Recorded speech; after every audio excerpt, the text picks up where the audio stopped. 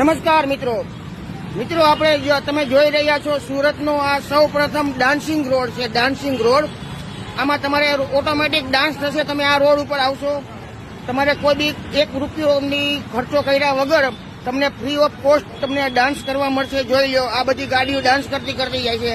આને કહેવાય dancing road.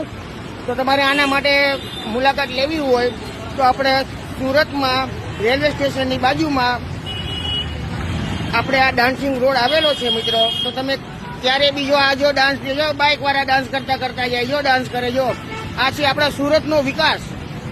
આપણા સુરતને આ લોકો શાંઘાઈ બનાવવા માંગે છે.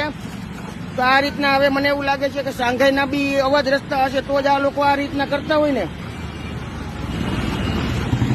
મિત્રો તમે જોઈ શકો છો, રોજની અહીંથી 1 લાખ ગાડી પસાર થતી હશે. 1 લાખ ગાડી બધા ડાન્સ કરતા ખાડા ખબડામાંથી ચલાવે છે ગાડી. પણ કોઈને એમ નથી કે આપણે આની કમ્પ્લેન કે આનો સુધારો કરીએ.